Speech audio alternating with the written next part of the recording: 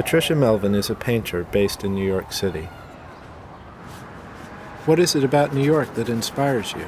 I was born here and raised nearby, and so I have memories of New York City from my early childhood, and to me it was always a magical place. Anything is possible here, and everything seems to happen here. And as my aunt once said to me, she said, people who live in New York, even if they've only been here for 1 year, they feel like they own the place. And I think that it's because New York is almost more of an event than a place where everything's changing and becoming something new all the time. And I think that's why it draws creative people, and it's very inspiring. Do you always paint in situ, or do you sometimes use photos? I always paint in situ, almost always. I use sketches, and I work a little from memory and from sketches. I touch things up a little in the studio sometimes, or finish things. But I like to be in the location because it's always changing, and I take pieces of the scene, things that happen at different times. A bird flying by might be very beautiful, or a person walking in the street and assuming a certain gesture or pose that's perfect for the composition. Things like that happen over the course of a painting, and they can be just perfect. But a photo is very static and kind of flat, and it doesn't interest me to work from that. Does that mean you have to work very fast? Actually, I do. I have learned to work very fast because there's so many things that change on the street, yeah, including being blocked by trucks. And I do often work very fast. The seasons are constantly changing. People think of the 4 seasons, but really nature changes almost every day.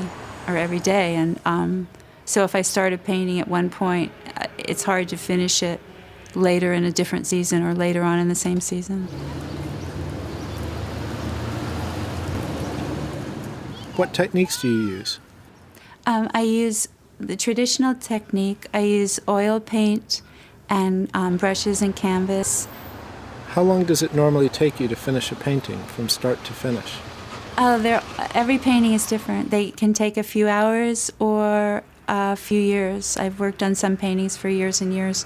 And sometimes I'll come back to a painting the following year when the season and the different light is right for that painting. As well as the city pictures, you also paint outside New York in the countryside. What similarities and differences are there in painting the city and painting the countryside? The city is very geometric, and I happen to love geometry. I love angles, crisscrossing, and the composition and different geometric shapes. But the countryside, when I first started painting, it was very difficult for me for that reason, because you don't have the perspective of the streets and the angles of the roofs and so on to lead your eye through the painting. It was a wonderful experience to learn how to make your eye move across a grassy field as opposed to down a street where it's so clear and easy kind of to figure out. So what are the advantages and disadvantages of painting in the country and the city? The countryside is a wonderful place for me to paint. I love it because I'm usually alone, pretty much alone there, and I'm not distracted by passers-by. In New York City, there are just so many distractions of people coming up to me, and they're usually well-meaning, but it's just an interruption. It's a distraction from my work. And the countryside is so beautiful that I love painting there. But do you ever paint portraits? I do occasionally. I love painting portraits, but it's very rare to find someone who will sit for a few hours for a couple of sessions, and I don't like to do portraits from photos. I've tried it, and I don't like the results.